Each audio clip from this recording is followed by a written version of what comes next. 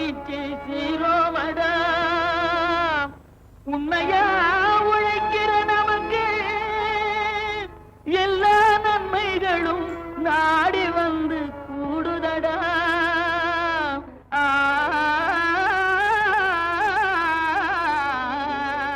வணக்கம் வேளாண் பெருமக்களே, இன்றைய பொன் விளையும் பூமி நிகழ்ச்சியின் வாயிலாக உங்கள் அனைவரையும் சந்திப்பதில் மிக்க மகிழ்ச்சி.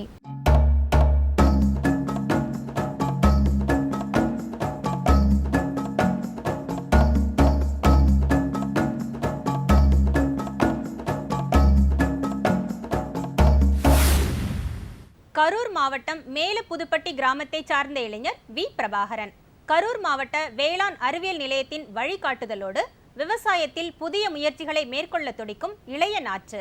படித்த இவ்விளைஞர் தன்னோடு சக இளைஞர்களையும் ஒன்றிணைத்து இனிவரும் காலம் இளையோர் காலமே, அதிலும் குறிப்பாக விவசாயத்தில் பெரும் மாற்றத்தை கொண்டு வர வேண்டியது இன்றைய இளைய சமுதாயமே எனவும் கூறி தனது முயற்சியை ஊருக்கு உரைக்க கேட்டபோது,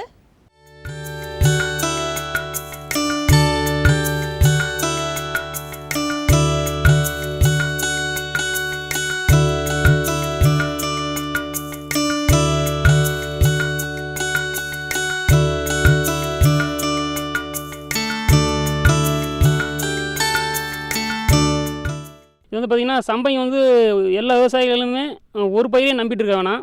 காய்கறிகள், கொஞ்சம் கீரை, கொஞ்சம் மலர் வகையிலையும் பயன்படுத்தினா ஒரு நிலையான வருமானம் வந்துட்டுருக்கோம். இது வந்து சம்பங்கி பார்த்திங்கன்னா ஒரு நல்ல வருமானம் தரக்கூடிய ஒரு பயிர். இது பெரும்பாலும் ஒரு அரை ஏக்கராவது விவசாயம் பண்ணுங்கள்.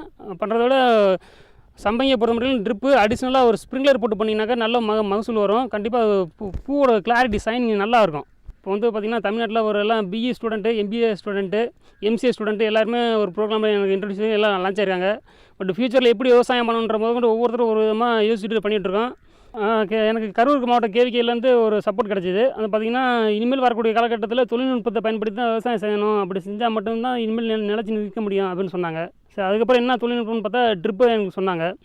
ட்ரிப்பை வந்து பார்த்திங்கனாக்கா முன்னே பண்ணதை விட ஒரு ஏக்கர் ஒரு 3 மணி நேரம் பாய்ஞ்சினா இது ஒரு அரை மணி நேரத்தில் பாய்ஞ்சாலே போதுன்ற மாதிரி எனக்கு தெரிஞ்சுது.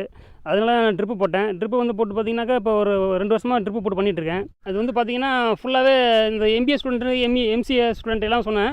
அவங்களாம் பார்த்திங்கன்னா ஃபாரின் டெக்னாலஜிலாம் நெட்டில் சர்ச் பண்ணி பார்த்துருக்காங்க.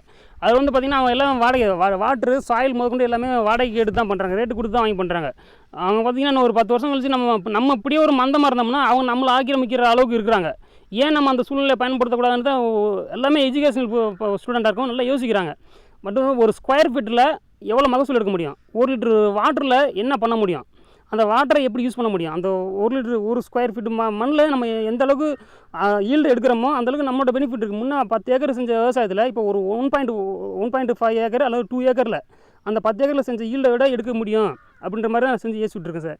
பட் அதுக்கு என்ன செய்யணும், அதில் உள்ள பிரச்சனைகள் என்ன, அந்த பிரச்சனைகளை தீர்க்கறதுக்கு என்ன, அதை அந்த ஃபஸ்ட்டு பிரச்சனையை தான் நாங்கள் பேஸ் பண்ணிகிட்ருக்கோம்.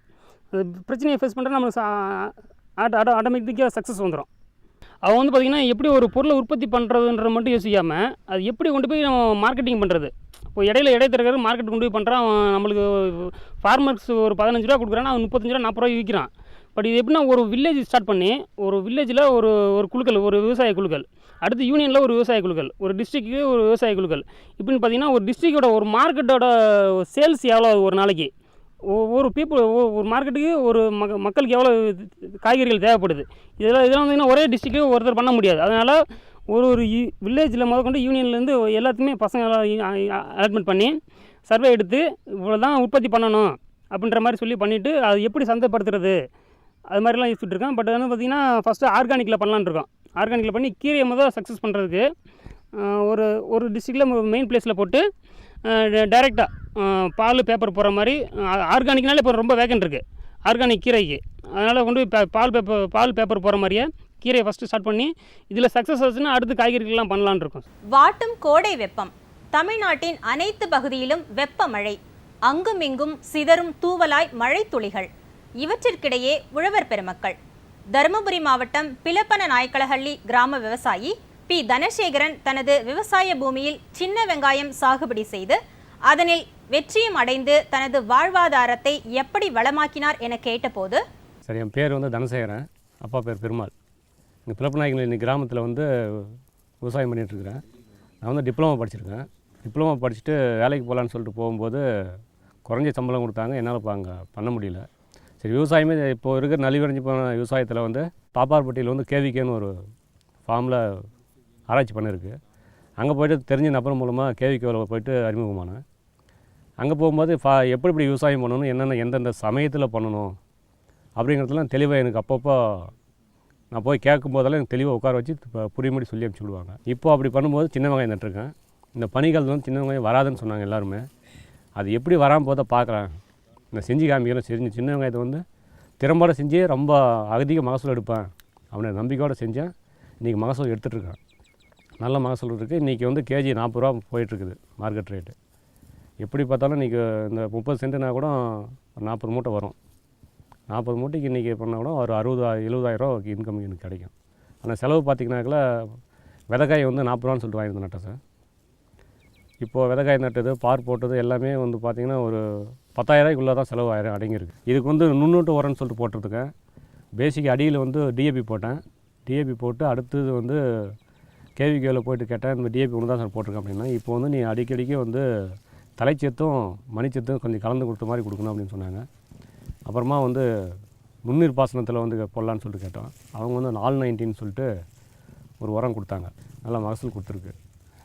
ஃபஸ்ட்டு அமோனியம் பாஸ்பேட் போட்டேன். மோனோ அமோனியம் பாஸ்பேட் ஒரு ட்ரிப்பு ஒரு 3 கிலோ போட்டேன். அப்புறமா வந்து 12க்கு 61 போட்டேன். அப்புறம் 19 போட்டேன். இப்போ 0045 கடைசியாக போட்டு இப்போது 10 நாள் ஆகுது உரம் போட்டு. இப்போது விளைச்சலுக்காக வெட்டிகிட்ருக்குறோம். இப்போ இந்த வயலை வந்து 10ஆக பிரிச்சுருக்கேன். தண்ணி பாசனத்துக்கு வசதியாக சின்ன சின்ன வேக்காட்டு காலம்னா கோடை காலத்தில் வந்து தண்ணி பற்றாக்குறையாக இருக்கிறதுனால வந்து சின்ன சின்ன பாத்தியாக போட்டு செஞ்சோம்னாக்கில் தண்ணியும் சீக்கிரமாக போய் பாயும், தண்ணி பற்றாக்குறையும் கொஞ்சம் சமாளிக்கலாம் அப்படின்றதுக்காக வந்து 10 அடிக்கு 10 அடிக்கு பாத்தி போட்டு செஞ்சுருக்கேன். அது 10ஆக பிரித்து செஞ்சுருக்கும்போது ஒரு 10ல் ஒரு பாகத்தை வெட்டினேன். ஒரு பாகனாக்கில் ஒரு சரவுன்னு சொல்லுவாங்க. அந்த ஒரு சரவில் வெட்டும்போது எனக்கு 3 மூட்டை வெங்காயம் கிடச்சிது. ஒரு மூட்டைக்கு 100 கிலோ 300 கேஜி கட்டாயம் கிடச்சிது. நான் தனியாக பிரிச்சே எடுத்து வெட்டி பார்த்துருக்கேன். 300 கேஜினா கூட முன்னாங்க 12,000 ரூபா கிடைக்கிது. ஒரு சரவுக்கு வந்து 12,000 ரூபா ஈல்டு எனக்கு. இந்த வெங்காயத்தை பாருங்கள் எவ்வளோ பெருசு இருக்குதுன்னு சொல்லிட்டு. எல்லாம் ஹைப்ரிட்னு சொல்லுவாங்கண்ணா, ஆனால் ஹைப்ரிட் கிடையாது, நாட்டி தான். எவ்வளோ பெருசாக விளைஞ்சிருக்கு பாருங்கள். காய் குவான்டிட்டி சைஸ் நல்லா இருக்குது, கலரும் நல்லா இருக்குது. இப்போதைக்கு மார்க்கெட்டில் கலர் தான் விரும்புகிறாங்க. நல்ல ரெட்டிஸாக இருந்துச்சுனாக்கா நல்ல மார்க்கெட் விலை போகுது. நல்ல ரெட்டிஸாக நல்லாவும் இருக்குது. இது வெட்டி பதப்படுத்தணும்னா இன்னும் ரெட்டிஸ் ஆகிடும். நல்ல கலர் நல்லா இருக்குது. மார்க்கெட் நல்லா கிடைக்கும். எப்படி பார்த்தாலும் இந்த வெங்காயம் இப்போ 50 ரூபாய்க்கு போகும் விற்கணும். இப்போ 40 ரூபா போய்ட்டு இன்னும் 10 ரூபா சேர்த்து கிடையாது தான் போடணும் விற்கணும் அப்படின்றதுனால அப்படியே பதப்படுத்தி வச்சுட்ருக்கேன் வீட்டில். காரணம் என்னன்னாக்கா நம்மளோட முயற்சியும் இருக்குது. ப்ளஸ் கேவிகேவில் வந்து அப்பப்போ எனக்கு தகவல் கொடுத்துருப்பாங்க. போயிட்டு கேட்கும்போதெல்லாம் இந்த மருந்தடி அந்த பனிக்காலத்தில் வந்து ஒரு வாரத்துக்கு 10 நாளைக்கு ஒரு டோஸ் கம்பல்சரி மருந்து அடிச்சினா தான் வந்து அந்த கொனையில் இலைக்கருகள் நுனிக்கருகள் இதெல்லாம் வராமல் இருக்கும் அப்படிங்கிறதாக வந்து போயிட்டு கேட்பேன். அவங்க சொல்கிற மாதிரி நான் கெமிக்கலும் யூஸ் பண்ணிட்டு தான் இருந்தேன். கெமிக்கல் யூஸ் பண்ணோம் ப்ளஸ்ஸு ஃபெர்டிலைசர் உரமும் போட்டுருந்தேன். அதனால் வந்து நல்ல ஈல்டு கிடச்சிருக்கு. இதில் வந்து வேஸ்டேஜ்னு சொல்கிறதுக்கான வார்த்தைக்கே இடமே இல்லை. வேஸ்டேஜ்னு சொல்ல முடியாது. ஏன்னா அந்தளவுக்கு தரமான வெங்காயம் வந்திருக்கு. தரமாக ப்ளஸ்ஸு குவான்டிட்டி எல்லாமே இருக்குது. நல்ல இந்த சீசன் வந்து நல்ல மார்க்கெட் இருக்குது, நல்ல ஈல்டும் இருக்குது. பெரும்பாலும் மானாவாரி நிலங்களில் மண்ணோட ஈரப்பதம் ரொம்பவே குறைவாகவே இருக்கும். இப்போது நம்ம விதைகளை கடினப்படுத்துவதன் மூலமாக இது விதைகளில் ஒரு ஈரப்பதத்தை உருவாக்குகிறது. அது மட்டும் இல்லாமல் இது அந்த சத்துக்களை உறிஞ்சி இது மண்ணுக்கு சத்துக்களை அளிக்கிறது. இதனால் இந்த முளைக்கரு 2-3 நாட்களுக்குள்ளேயே வளர தொடங்கி விடுகிறது. இதனால் நம்ம நோய் எதிர்ப்பு திறனை அதிகரிக்கிறது. அது மட்டும் இல்லாமல் வறட்சியை தாங்கும் திறனுடையது. இப்போது மானாவாரி சிறு தானியங்களில் விதை கடினப்படுத்துதல் குறித்து தருமபுரி மாவட்டம் பாப்பாரப்பட்டியை சேர்ந்த வேளாண் அறிவியல் நிலையத்தின் பயிர் வினவியல் துறையின் உதவி பேராசிரியர் முனைவர் ஏ. ஆண்டர்சன் அம்லன்குமார் தரும் தகவல்களை காணலாம்.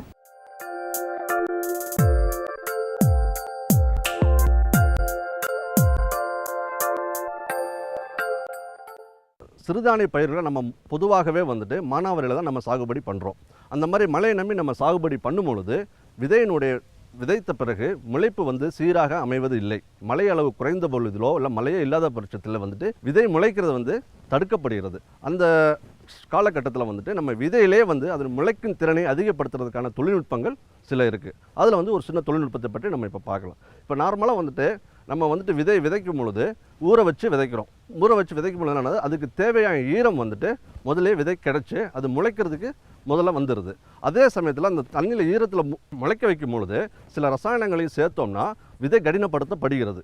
அந்த மாதிரி கடினப்படுத்தும் பொழுது போதிய மழை இல்லாதனாலும் ஈரம் நம்ம முதலே கொடுத்தனாலும் இந்த விதை முளைப்பதற்கு ஏதுவாக அமைகிறது. அந்த மாதிரி நம்ம கெமிக்கல்ஸ் பார்க்கும் பொழுது இந்த சாம்பல் சத்து அது வந்துட்டு நம்ம வந்து ரொம்ப முக்கியமாக நம்ம பார்க்குறோம். இந்த சாம்பல் சத்து என்ன பண்ணுதுன்னா ஈரத்தை வந்து பயிருக்கு பிடித்து கொடுக்கக்கூடிய ஒரு சக்தி உள்ளது. இந்த சாம்பல் சத்தை வந்து நம்ம விதையிலே கொடுத்துட்டோம்னால் அந்த ஈரப்பதத்தை தாங்கி கொடுத்து விதையில் இருக்க ஈரத்தை வந்து வெளியே ஏறாமல் அதை தாங்கி வளரக்கூடிய சக்தியை வந்து விதைக்கு கொடுக்கறது. இந்த மாதிரி நம்ம செய்யும் பொழுது அந்த விதை கடினப்படுத்தப்பட்டு குறைந்த மழையிலும் அது சீராக முளைத்து வெளிவருவதற்கு ஏதுவாக அமைகிறது. சிறுதானிய பயிர்கள் பல இருந்தாலும் நம்மளுக்கு முக்கியமாக நம்ம வந்து விவசாயம் பண்ணுறது வந்துட்டு ராகி, சாமை, வரகு, பனிவரகு ஆகிய பயிர்களாகும். இதெல்லாம் பார்த்துட்டிங்கன்னா விதை வந்துட்டு நம்ம கடினப்படுத்தி விதைத்தோம்னால் ஒரு சீரான வளர்ச்சி இருக்கும். ஏன்னா இதனுடைய மகசூல் வந்து ரொம்ப கம்மி. மானாவாரியில் போடும் பொழுது இதனுடைய மகசூல் வந்து சராசரி மகசூலை விட ரொம்ப கம்மியாகவே இருக்கிறதுனால இதை வந்துட்டு விதை கடினப்படுத்தி விளைச்சோம்னா ஒரு சீரான வளர்ச்சி பயிருக்கு நம்ம கொடுக்க முடியும். அதனுடைய முக்கிய பருவமான கதிர்விடும் பருவத்தில் வந்து நம்ம வந்து தேவையான ஊட்டச்சத்து அதுக்கு கிடைக்காத பட்சத்தில் அதனுடைய வறட்சி தாங்கும் தன்மை வந்து குறைகிறது. அதனால் வந்துட்டு நம்ம வந்து விதையை வந்து கடினப்படுத்தி விதைக்கும் பொழுது அது வறட்சி தாங்கும் தன்மையை வந்து விதையிலே நம்ம வந்து பயிருக்கு கொடுத்துட்றோம். அந்த மாதிரி நம்ம கடினப்படுத்தி விதைக்கும் பொழுது அது வறட்சியை தாங்கி வளர்ந்து நல்ல மகசூலை தர ஏதுவாக இருக்கும். இப்போ விதை கடினப்படுத்தல் அப்படின்னா என்ன, அதை எப்படி செய்கிறது அப்படின்றத பற்றி ஒரு சின்னதாக நம்ம பார்த்துக்கலாம். இப்போ வந்துட்டு நம்ம அந்த சாம்பல் சத்தை பற்றி பேசுகிறேன். அந்த சாம்பல் சத்தை வந்துட்டு நம்ம வந்து விதையில் வந்துட்டு ஊற வச்சிட்டோம்னால் அந்த விதைக்குள்ளே அந்த சாம்பல் சத்து போயிடும். அந்த உள்ளே போகும்பொழுது அது என்ன ஆயிரும்னா சாம்பல் சத்து நீரை பிடித்து கொடுக்கும். அப்போ வந்துட்டு விதை சீராக முளைப்பதற்கான ஏதுவாக அமைகிறது. அந்த மாதிரி பார்க்கும்பொழுது எவ்வளோ நேரம் அதை ஊற வைக்கணும் அப்படி பார்த்தோம்னா நம்ம சாதாரண பொட்டாஸ் உரத்தை 1 லிட்டர் தண்ணிக்கு 10 கிராம் என்ற அளவில் ஊற வச்சாலே 1% பொட்டாஸ் கரைசல் அப்படி பார்க்கலாம். இல்லாட்டினா பொட்டாஸ் இல்லைன்னா பொட்டாசியம் டைஹைட்ரஜன் பாஸ்பேட் கெமிக்கல் இருக்குது, அதையும் நீங்கள் வாங்கி உபயோகிக்கலாம். ராகி விதை கடினப்படுத்தல் எடுத்துக்கிட்டோம்னா ராகி வந்து ஒரு ஏக்கருக்கு எவ்வளோ தேவைப்படுமோ விதை அளவை எடுத்துகிட்டு ஒரு 8 கிலோ 10 கிலோ ஒரு ஏக்கருக்கு எவ்வளோ தேவைமோ அதை எடுத்துகிட்டு நம்ம வந்துட்டு நம்மளுக்கு போதுமான நீரில் ஊற வைக்கிற அளவுக்கு போதுமான நீரில் எடுத்து வச்சுக்கணும். அப்போ வந்துட்டு 1 லிட்டர் தண்ணீருக்கு 1% அதாவது 10 கிராம் 1 லிட்டர் தண்ணீருக்கு தேவையான அளவு நம்ம பொட்டாஸ் உரத்தையோ இல்லாட்டினா பொட்டாஸ் டைஹைட்ரஜன் பாஸ்பேட் என்ற கெமிக்கலையோ நம்ம யூஸ் பண்ணி அதை 6 மணி நேரம் ஊற வைத்தால் போதுமானது. 6 மணி நேரம் ஊற வைக்கும் பொழுது அந்த பொட்டாஸ் என்ற சத்து வந்துட்டு விதைக்குள்ளே சென்று விடுகிறோம். அதுக்கப்புறம் அந்த விதையை எடுத்து நிழலில் உலர்த்தி வைத்துட்டு அதை வந்துட்டு நம்ம உடனே விதைக்கலாம். இல்லை எவ்வளோ நாள் கழிச்சும் ஒரு 15 நாள் 20 நாள் வரைக்கும் அதை வைத்து அதை விதைக்கலாம். அது முளைப்பு திறன் குறையாமல் அது பாதுகாக்கும். அந்த மாதிரி நம்ம விதைக்கும் பொழுது அது வறட்சியை தாங்கி வளரக்கூடிய தன்மை நம்ம விதையிலேயே கொடுத்துட்றோம். இந்த மாதிரி நீங்கள் விதையை கடினப்படுத்தி விதைக்கும் பொழுது உங்களுக்கு பயிரினுடைய எண்ணிக்கை வந்து பராமரிக்கப்படுது, மகசூல் வந்து உங்களுக்கு அதிகப்படுது. இந்த மாதிரி நீங்கள் பண்ணும்பொழுது உங்களுக்கு அதிக மகசூல் கிடைத்து பயன்பெறும் வாய்ப்பு அதிகமாக உள்ளது. மீண்டும் நாளைய பொன் விளையும் பூமி நிகழ்ச்சியில் சந்திப்போம். நன்றி, வணக்கம்.